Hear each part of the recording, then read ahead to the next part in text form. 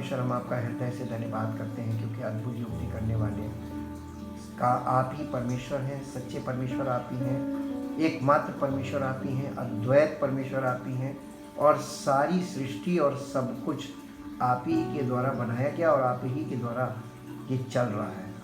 और आपका प्रभुत्व आकाश और पृथ्वी और सब जगह पर है, क्योंकि आपके अलावा कोई और परमेश्वर है ही नहीं। हम धन्यवाद करते हैं और चाहते हैं पिता परमेश्वर, आपकी मर्जी हमारे जीवन में जैसे पूरी हो रही है, आपकी इच्छा है कि अधिकतर मनुष्यों में उनके जीवन में आपकी मर्जी पूरी हो। और इसीलिए आपने पवित्र आत्मा को और पवित्र वचनों को धरती पर रखा है। और इसीलिए आपने अपने पुत्र के बलिदान से मनुष्य के उद्धार के कार्य को शुरू किया है, जो अब तक चल रहा है। दिल से आपका धन्यवाद करते चाहते प्रभु, आपकी योजना में जितने लोग आते जा रहे हैं उनका उद्धार हो और उनका जीवन आपकी महिमा का कारण बने, यही आप चाहते हैं। उनके जीवनों में आप ये प्रकट करना चाहते हैं कि परमेश्वर के बच्चे या परमेश्वर की संतान कैसी होनी चाहिए।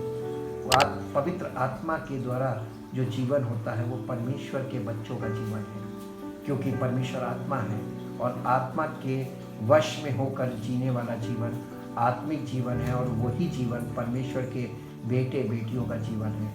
इसीलिए प्रभु, हम आपका धन्यवाद करते हैं कि केवल एक व्यक्ति के नहीं बल्कि आप ज़्यादा से ज़्यादा लोगों के जो स्वेच्छा से, अपनी इच्छा से आपके पुत्र पर विश्वास करें, आपके पुत्र को अपना उद्धारकर्ता स्वीकार करें, उसी के जीवन से आप परमेश्वर अपनी आत्मा के द्वारा कार्य शुरू करते हैं। और यदि वो पवित्र आत्मा के वश में होता है तो उसका जीवन आपकी महिमा का कारण बनता है।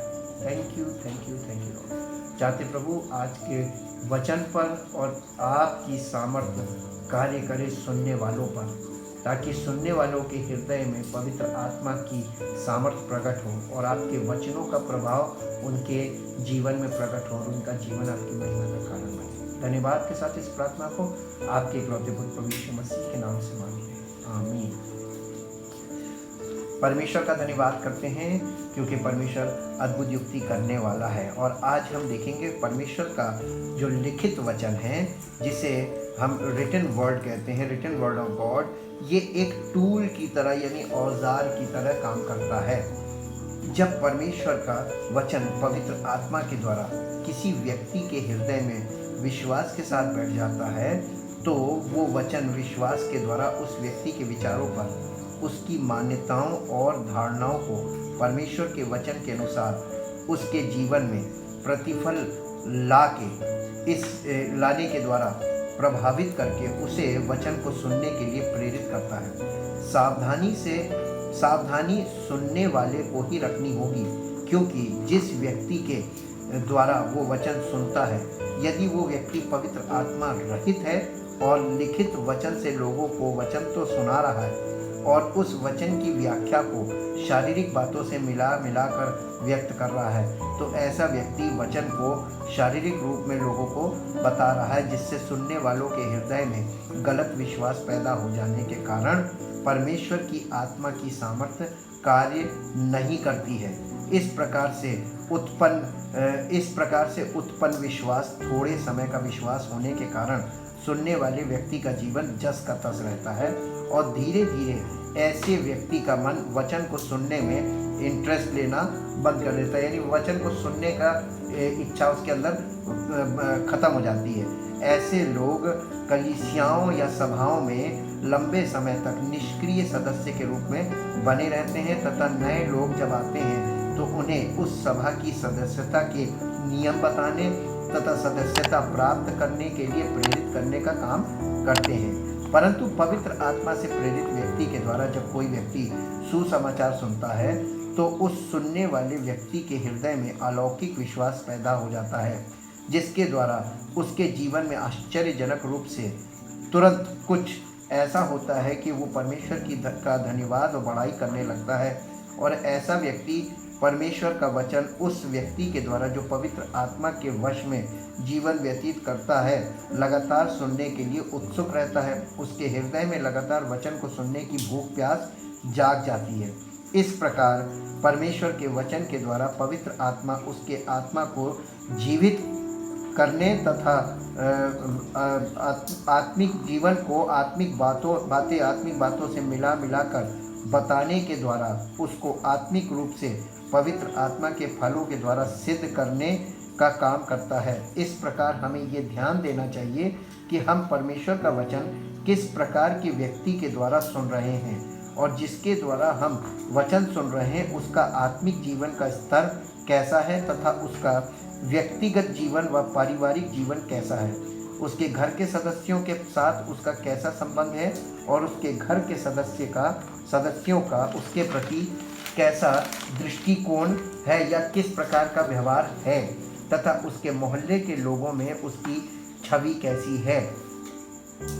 जब कोई व्यक्ति पवित्र आत्मा के चलने लगता है, उसके जीवन में परमेश्वर का वचन अर्थात परमेश्वर के मुख से निकला वचन हथियार के रूप में कार्य करने लगता है। आत्मा की तलवार अर्थात परमेश्वर का वचन पवित्र आत्मा के द्वारा उस व्यक्ति के मुख से निकलता है तथा जिस प्रकार तलवार मनुष्य के अंगों को शरीर से अलग कर देती है, उसी प्रकार शारीरिक मन के लोगों को और आत्मिक मन के लोगों को विभाजित करने का काम आत्मा की तलवार करती है। यानी पवित्र आत्मा के वश में जो व्यक्ति है उसके द्वारा जब पवित्र आत्मा की वाणी उसके मुख से निकलती है, उसे सुनने वाले लोगों में दो प्रकार के लोग होते हैं जो प्रकट हो जाते हैं। शारीरिक मन के लोग अलग और आत्मिक मन के लोग अलग। जिस प्रकार मनुष्य की देह में जीवन का स्रोत यानी जो उसके जीवन का सोर्स है वो प्राण है यानी सोल है, उसी प्रकार प्रत्येक प्राण यानी सोल के जीवन का स्रोत क्या है। हर मनुष्य के प्राणों को जीवन कहाँ से मिलता है? हमारे शरीर को तो जीवन मिलता है प्राण से, लेकिन हमारे प्राणों के जीवन का स्रोत क्या है? प्राण के जीवन का स्रोत या सोर्स है आत्मा और स्पिरिट। और परमेश्वर के वचन के अनुसार मनुष्य की आत्मा मृतक अवस्था में है पाप के कारण। मनुष्य की आत्मा मनुष्य का विवेक है जिसके द्वारा मनुष्य निर्णय लेता है। इस प्रकार हम देखते हैं कि पवित्र आत्मा के द्वारा परमेश्वर का वचन सुनने से जिस व्यक्ति के अंदर विश्वास पैदा हो जाता है उसके विवेक में जान आ जाती है यानी लाइफ आ जाती है, और लगातार पवित्र आत्मा के द्वारा वचनों को सुनने से उसके प्राणों को जीवन प्राप्त होने लगता है। इस प्रकार पवित्र आत्मा के वश में उस व्यक्ति की आत्मा हो जाती है और पवित्र आत्मा के द्वारा उसके प्राणों को जीवन का स्रोत मिल जाता है यानी source of life through the holy spirit to the soul of a person, और उसके प्राणों को जीवन का स्रोत मिल जाता है सोर्स ऑफ लाइफ यानी, और उसके प्राणों में पवित्र आत्मा के द्वारा हृदय की पवित्रता भी आने लगती है तथा उसके शरीर में पूर्ण चंगाई की सामर्थ्य प्रकट होती है और वो व्यक्ति शारीरिक रूप से स्वस्थ हो जाता है। इसीलिए हमें प्रभु यीशु मसीह के द्वारा बताए गए दृष्टांतों को अवश्य ध्यान देना चाहिए, क्योंकि दृष्टांतों में स्वर्ग के राज्य की बातें हैं जो भेद के रूप में हैं। जैसा कि हम देखते हैं मत्ती रचित सुसमाचार के 13 अध्याय में चल के वहाँ पर यीशु मसीह अपने मुंह से कुछ बातें बोल रहे हैं। उन बातों को हम देखेंगे। यहाँ पर बीज बोने वाले का दृष्टांत 13 अध्याय मत्ती रचित सुसमाचार पहले पद से। उसी दिन यीशु घर से निकलकर झील के किनारे जा बैठा और उसके पास ऐसी बड़ी भीड़ इकट्ठी हुई कि वो नाव पर चढ़ गया और सारी भीड़ किनारे पर खड़ी रही। और उसने उनसे दृष्टांतों में बहुत सी बातें कही। एक बोने वाला बीज बोने निकला। बोते समय कुछ बीज मार्ग के किनारे गिरे और पक्षियों ने आकर उन्हें चुग लिया। कुछ बीज पथरीली भूमि पर गिरे जहां उन्हें बहुत मिट्टी ना मिली और गहरी मिट्टी ना मिलने के कारण वे जल्द उगाए, पर सूरज निकलने पर वे जल गए और जड़ न पकड़ने से सूख गए।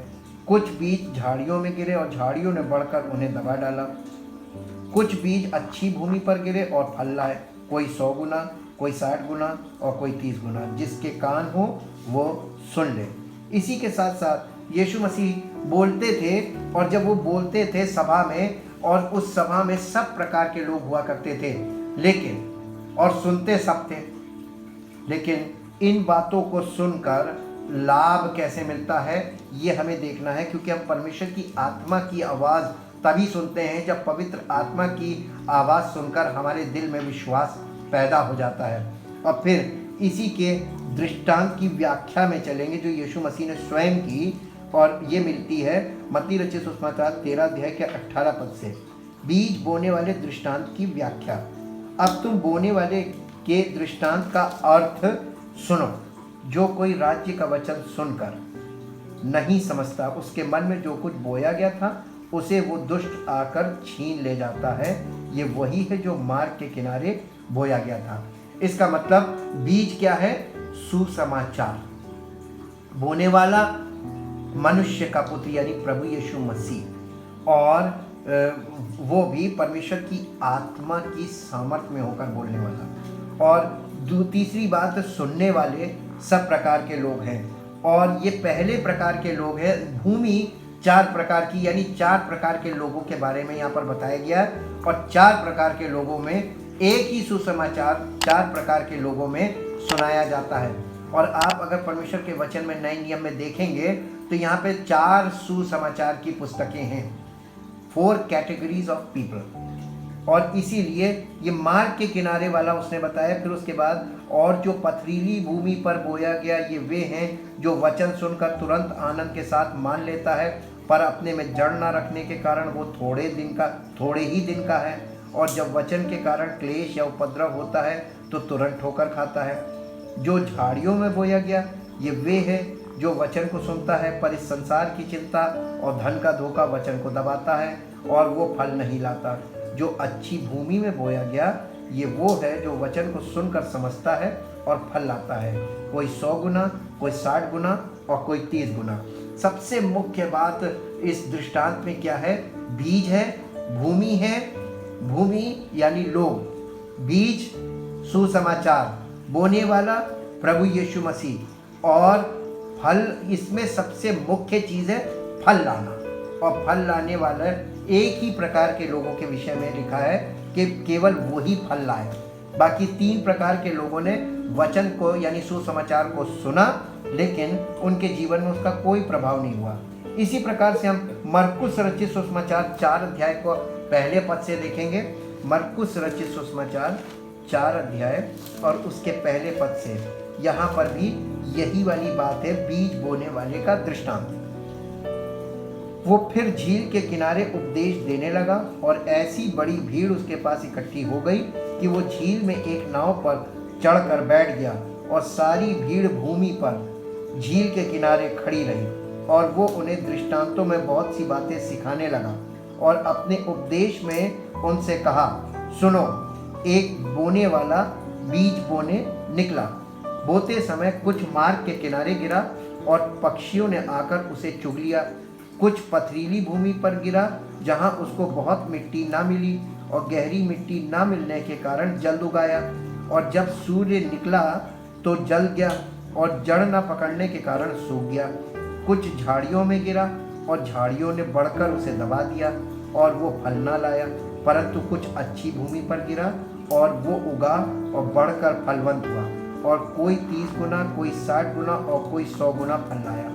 तब उसने कहा, जिसके पास सुनने के लिए कान हो वो सुन ले। यानी यीशु मसीह सुना सबको रहा था, लेकिन यहाँ पर वो ये कह रहा था जिसके सुनने के कान हो, यानी आत्मिक व्यक्ति जिसके दिल में ये बातें जानी थी, जिसके दिल में जाकर फल लाने वाली, वो एक कैटेगरी थी। इसी दृष्टांत का उसने व्याख्या मरकुस में 4 अध्याय 13 पद से 20 पद के बीच है, बीज बोने वाले दृष्टांत की व्याख्या। फिर उसने उनसे कहा, क्या तुम ये दृष्टांत नहीं समझते? तो फिर और सब दृष्टांतों को कैसे समझोगे? बोने वाला वचन बोता है, जो मार्ग के किनारे के हैं, जहाँ वचन बोया जाता है, ये वे हैं जब उन्होंने सुना तो शैतान तुरंत आकर वचन को जो उनमें बोया गया था उठा ले जाता है। वैसे ही जो पथरीली भूमि पर बोए जाते हैं, ये वे हैं जो वचन को सुनकर तुरंत आनंद से ग्रहण कर लेते हैं, परंतु अपने भीतर जड़ न रखने के कारण वे थोड़े ही दिनों के लिए रहते हैं। इसके बाद जब वचन के कारण उन पर क्लेश या उपद्रव होता है तो वे तुरंत ठोकर खाते हैं।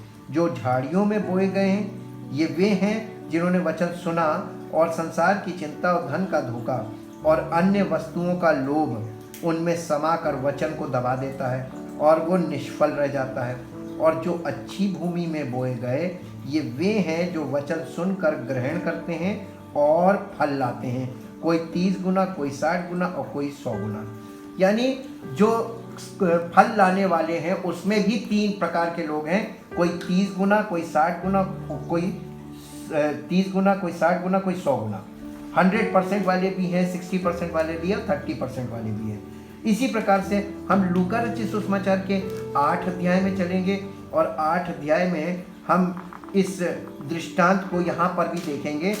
8 अध्याय और उसके 4 पद से 8 पद तक यहाँ पर इस प्रकार से लिखा है, जब बड़ी भीड़ इकट्ठी हुई और नगर नगर के लोग उसके पास चले आते थे तो उसने दृष्टांत में कहा, एक बोने वाला बीज बोने निकला और बोते हुए कुछ मार्ग के किनारे गिरा और रौंदा गया और आकाश के पक्षियों ने उसे चुग लिया। कुछ चट्टान पर गिरा और उपजा, परंतु तरी ना मिलने से सूख गया।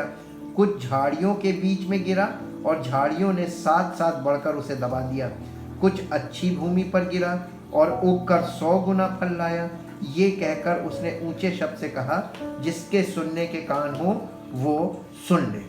अब इसके बाद इस लूका रचित सुसमाचार के 8 अध्याय के 11 पद से हम इसकी व्याख्या को देखते हैं। दृष्टांत का अर्थ ये है, बीज परमेश्वर का वचन है, मार्ग के किनारे के वे हैं जिन्होंने सुना, तब शैतान आकर उनके मन में से वचन उठा ले जाता है कि कहीं ऐसा ना हो कि वे विश्वास करके उद्धार पाएं। चट्टान पर के वे हैं कि जब सुनते हैं तो आनंद से वचन को ग्रहण तो करते हैं, परंतु जड़ न पकड़ने से वे थोड़े देर तक विश्वास रखते हैं और परीक्षा के समय बहक जाते हैं। यानी जब टेम्पटेशन में जाते हैं तब वहाँ पे बहक जाते हैं। जो झाड़ियों में गिरा, ये वे हैं जो सुनते हैं पर आगे चलकर चिंता और धन और जीवन के सुख विलास में फंस जाते हैं और उनका फल नहीं पकता। पर अच्छी भूमि में के वे हैं जो वचन सुनकर भले और उत्तम मन में संभाले रहते हैं। सबसे डिफरेंट बात यहाँ पर देखने को मिलती है, अच्छी भूमि पर के वे लोग हैं जो परमेश्वर के वचन को सुनते हैं और अपने भले और उत्तम मन में संभाले रहते हैं और धीरज से फल लाते हैं, कोई 30 गुना, कोई 60 गुना। हमें कैसे फलवंत हम हो सकते हैं, ये बात यहाँ पर बताई जा रही है। परमेश्वर हमारे जीवन में परमेश्वर की आत्मा की सामर्थ्य के द्वारा ऐसा जीवन पैदा करना मांगता है जिस जीवन में जयवंत जीवन, फलवंत जीवन और भरपूरी का जीवन, सामर्थ्य से भरा जीवन और परमेश्वर की महिमा के योग्य जीवन। और ये जीवन कैसे मिलेगा, इसीलिए मैंने जीवन के स्रोत की बात की है। तो हमारा शारीरिक जीवन का स्रोत हमारा प्राण है और हमारे प्राणों का जो जीवन का स्रोत है, हमारा प्राण जिसके आधार पर जीवित रहता है, वो है हमारा मनुष्य का आत्मा। और मनुष्य का आत्मा चूंकि मृतक अवस्था में है, इसलिए हमारे जीवन में बहुत से हम ऐसे गलत निर्णय लेते हैं और बहुत से ऐसे गलत काम कर जाते हैं जिसका प्रभाव हमारे ही जीवन में हमें प्राप्त होता है। और इतनी बुरी तरीके से कि हमारा जीवन जब निर्बल अवस्था में हम पहुंचते हैं 40 और 50 की उम्र के बाद, वहाँ पर हमारे जीवन में भयानक समस्याएं, शारीरिक और मानसिक समस्याएं आकर खड़ी हो जाती हैं और हमारे पास जीवन का कोई रास्ता नहीं होता है। इसीलिए परमेश्वर का आत्मा हमारे जीवन में हमारी आत्मा को जीवन देने का काम करना चाहता है। इसीलिए प्रभु यीशु मसीह कहते हैं कि जो कोई, प्रभु यीशु मसीह ने इस प्रकार से कहा यूहन्ना रचित सुसमाचार में देखेंगे यीशु मसीह यहाँ पर क्या कह रहे हैं। यूहन्ना रचित सुसमाचार के 5 अध्याय में चलेंगे और 5 अध्याय के 25 पद में, मैं तुमसे सच कहता हूँ वो समय आता है और अब है जिसमें मृतक परमेश्वर के पुत्र का शब्द सुनेंगे और जो सुनेंगे वो जिएंगे। मृतक परमेश्वर के पुत्र का शब्द सुनेंगे, हाँ शारीरिक रूप से जीवित परंतु आत्मिक तौर पे मृतक। ऐसे लोग परमेश्वर के पुत्र का शब्द सुनेंगे और यहाँ पर लिखा है क्या होगा सुनने से, उनका पुनरुत्थान होगा। उनका पुनरुत्थान होगा, उनके आत्मा का पुनरुत्थान होगा और उनकी आत्मा में परमेश्वर की पवित्र आत्मा जो हमें वो दान स्वरूप देता है वो जीवन देने का काम करेगी। इसीलिए यहाँ लिखा है मृतक परमेश्वर के पुत्र का शब्द सुनेंगे और जो सुनेंगे वो जिएंगे और जो सुनते रहेंगे वो जीवित रहेंगे और सुनना बंद करेंगे वहीं पर फिर वो मृतक हो जाएंगे। इसलिए ये जीवन एक श्रृंखला है, जहाँ पे श्रृंखला टूटती वहीं जीवन टूट जाता है। यही स्पिरिचुअल लाइफ में भी ऐसे ही है, फिजिकल लाइफ में हम अगर हम सांस ले रहे हैं, ये एक श्रृंखला है और हम सांस लेना जहाँ पे बंद कर देते हैं वहीं पे श्रृंखला टूटती है और वहीं जीवन रुक जाता है। हमारे आत्मिक जीवन में भी ऐसे ही है। परमेश्वर का आत्मा हमसे लगातार हम उसकी सुनते रहेंगे और जीवित रहेंगे। जिस दिन हम उसकी सुनना बंद करते हैं उसी दिन जीवन रुक जाता है। और इसीलिए इसके 5 अध्याय के 25 पद में जब ऐसा लिखा, 26 में लिखा, क्योंकि जिस रीति से पिता अपने आप में जीवन रखता है उसी रीति से उसने पुत्र को भी यह अधिकार दिया है कि अपने आप में जीवन रखे, वरन उसे न्याय करने का भी अधिकार दिया है, इसलिए कि वो मनुष्य का पुत्र है। इससे अचंभा मत करो, क्योंकि वो समय आता है कि जितने कब्रों में है वे उसका शब्द सुनकर निकल आएंगे। जिन्होंने भलाई की है वे जीवन के पुनरुत्थान के लिए जी उठेंगे और जिन्होंने बुराई की वे दंड के पुनरुत्थान के लिए जी उठेंगे।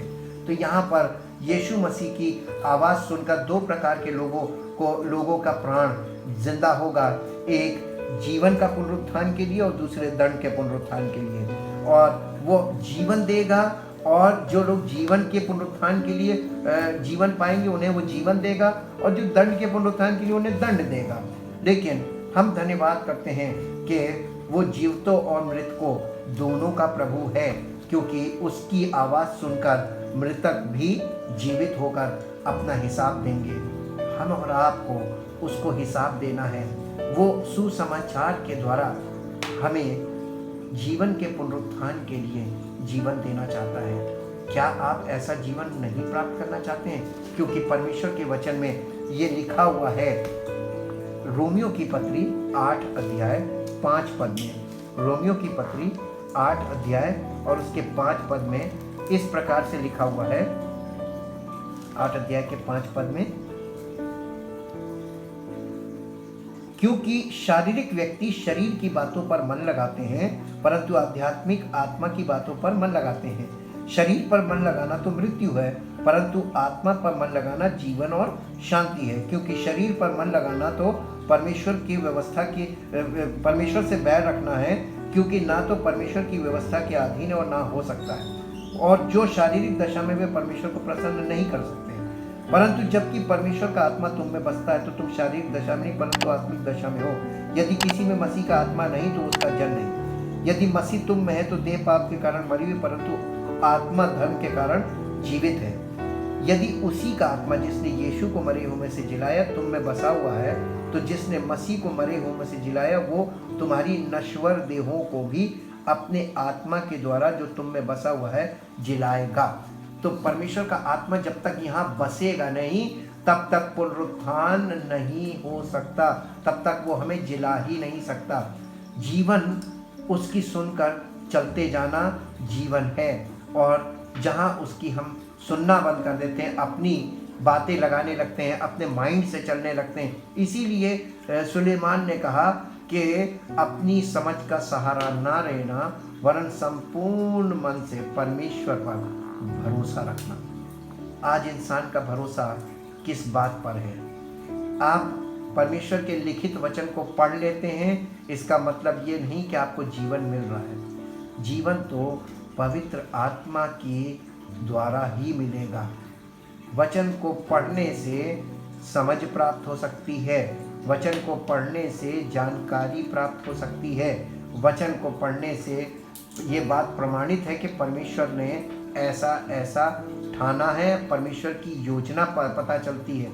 लेकिन जब तक पवित्र आत्मा हमारे जीवन में आकर उस योजना को लागू ना करें, उस कार्य को शुरू ना करें, तब तक कैसे हमारे जीवन में आत्मा के द्वारा जीवन आ सकता है?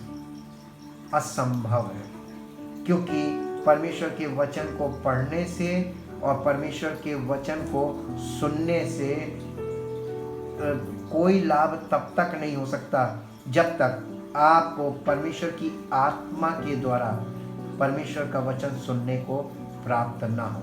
क्योंकि प्रभु यीशु मसीह ने ऐसा कहा था, मेरी भेड़ें मेरा शब्द सुनती हैं। और जब तक आप उसकी भेड़ अगर हैं तो आप किसकी सुन रहे हैं, यहाँ पर आपको खुद ध्यान देने की ज़रूरत है। परमेश्वर का लिखित वचन आपको जानकारी दे सकता है, लेकिन उस जानकारी का पालन आपको ही करना होगा। और यहाँ पर यूहन्ना रचित सुसमाचार के 10 अध्याय में लिखा हुआ है, परंतु तीसरे पद से 10 अध्याय का तीसरा पद, उसके लिए द्वारपाल द्वार खोल देता है और भेड़ें उसका शब्द सुनती हैं, और वो अपनी भेड़ों को नाम लेकर बुलाता है और बाहर ले जाता है। जब वो अपनी सब भेड़ों को बाहर निकाल चुकता है तो उनके आगे आगे चलता है और भेड़ें उसके पीछे पीछे हो लेती हैं, क्योंकि वे उसका शब्द पहचानती हैं। परंतु वे पराये के पीछे नहीं जाएंगी, परंतु उससे भागेंगी, क्योंकि वे परायों का शब्द नहीं पहचानती हैं। यहाँ पर जो बात बार बार जोर दे के कही जा रही है, शब्द, इंग्लिश में लिखा वॉइस। हमें यीशु मसीह के शब्द के द्वारा ही जीवन मिलेगा। जो कोई उसका शब्द सुनेगा उसे जीवन मिलेगा। मृतक परमेश्वर के पुत्र का शब्द सुनेंगे। वहाँ ये नहीं लिखा है कि वचन सुनेंगे, शब्द सुनेंगे, यानी वॉइस। जब तक आप यीशु मसीह की वॉइस आपके अंदर नहीं जाएगी तब तक आपको जीवन नहीं मिलेगा। आप यानी पुनरुत्थान नहीं होगा, और जब तक पुनरुत्थान नहीं होगा तो आत्मिक जीवन की शुरुआत कैसे होगी?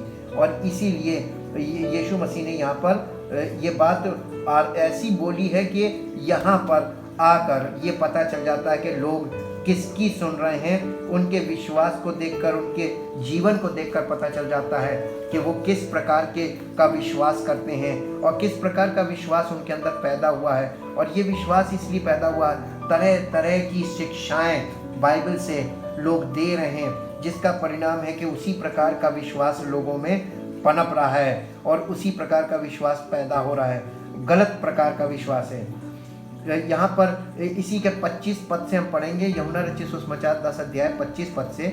यीशु ने उन्हें उत्तर दिया, मैंने तुमसे कह दिया पर तुम विश्वास करते ही नहीं। जो काम मैं अपने पिता के नाम से करता हूँ वे ही मेरे गवाह हैं, परंतु तुम इसलिए विश्वास नहीं करते क्योंकि मेरी भेड़ों में से नहीं हूँ। मेरी भेड़ें मेरा शब्द सुनती हैं, मैं उन्हें जानता हूँ और वे मेरे पीछे चलती हैं, और मैं उन्हें अनंत जीवन देता हूँ। वे कभी नष्ट ना होंगी और कोई उन्हें मेरे हाथ से छीन ना लेगा। मेरा पिता जिसने उन्हें मुझे दिया है सबसे बड़ा है, और कोई उन्हें पिता के हाथ से छीन नहीं सकता। मैं और पिता एक है। कितनी बड़ी बात यहाँ पर है। यीशु मसीह यहाँ पर साफ साफ बता रहे हैं, मेरी भेड़ें मेरा शब्द पहचानती हैं और मैं उन्हें अनंत जीवन दूंगा, और मैं उन्हें जीवन दे रहा हूँ, और वो मेरे पीछे पीछे जाएंगी, फॉलो करेंगी। और यीशु मसीह की भेड़, ये यीशु मसीह का दावा है, ये यीशु मसीह की भेड़ें पराई के पीछे जाएंगी नहीं, और पराई भेड़ें यीशु मसीह के पीछे आएंगी नहीं। तो इसका मतलब परमेश्वर की योजना में सब कुछ पहले से तय है। हमें और आपको पवित्र आत्मा की मार्गदर्शन में चलना है, ताकि हमारे जीवन में यह तय हो कि हम मसीह के हैं या हम मसीह के नहीं हैं। और ये बात आत्मा के फलों के द्वारा सबके बीच में प्रकट होगी कि कौन मसीह के हैं और कौन नहीं है। प्रकट कौन करेगा? परमेश्वर का पवित्र आत्मा। पवित्र आत्मा भेजा ही इसलिए गया है कि वो दूध का दूध और पानी का पानी कर दे। वो हमारे अंदर कौन है, हम किसके हैं, हमारा हृदय किसका है, हमारा प्राण किसका है, उसको प्रकट करे हमारे शरीर में होकर, ताकि मसीह की महिमा हमारे जीवन से प्रकट हो और परमेश्वर का नाम हमारे जीवन में महिमा पाए। आइए परमेश्वर के आगे अपने आप को समर्पित करें। यदि आप मसीह की भेड़ हैं, यदि आप उसी की भेड़ हैं, वास्तव में उसकी भेड़ हैं, तो आप उसका शब्द सुनने के लिए हमेशा तैयार रहें। आपका हृदय उसकी आवाज़ की ओर हमेशा लगा रहता है। जो उसके नहीं है उनका इतना इंटरेस्ट नहीं होता, उनका मन नहीं लगता उसकी बातों में। लेकिन जो शारीरिक लोग हैं वो शारीरिक बातें सुनना पसंद करते हैं। केवल जो आत्मिक हैं वही पवित्र आत्मा की बातों के लिए भूखे और प्यासे होते हैं। Thank you, thank you, thank you Lord. आपके हृदय में कैसी प्यास है, शारीरिक बातों की या मसीह की आवाज़ सुनने की प्यास? Thank you, thank you, thank you. परमपिता परमेश्वर अपने आप को और सब उन लोगों को जो इस वचन को ध्यान धर के सुनते हैं आपके हाथ में सौंपते हैं। चाहते प्रभु आपके वचन की सामर्थ्य हर जीवन में प्रकट होती है, क्योंकि आपके वचन में लिखा है कि जैसे वर्षा और हिम आकाश से आते हैं ज़मीन पर और यूं ही नहीं लौट जाते, परंतु जिस काम के लिए उन्हें भेजा जाता है उसे करते हैं। चाहते प्रभु वैसे ही आपका वचन है, आपके मुख से निकला वचन जिस काम के लिए वो भेजा जाता है उसे करके आता है। चाहते प्रभु आपके वचन की सामर्थ्य सुनने वालों के जीवन में प्रकट हो, आपकी पवित्र आत्मा उनके हृदय में कार्य करे और उनके जीवन से पवित्र आत्मा के फलों को प्रकट करके इस बात को साबित करे कि आपके वचन में जो लिखा बिल्कुल एग्जैक्ट सही लिखा, ताकि आपकी महिमा प्रकट हो और आप ही का नाम सब लोगों के बीच में महिमान्वित होने पाए। सारी महिमा आपको मिले। इस प्रार्थना को आपके इकलौते पुत्र प्रभु यीशु मसीह के नाम से मांगते हैं, आमीन। परमेश्वर आप सबको आशीषित करता है और आत्मा के द्वारा आपको जीवन प्राप्त हो और आपकी परमेश्वर की महिमा प्रकट हो। Praise the Lord.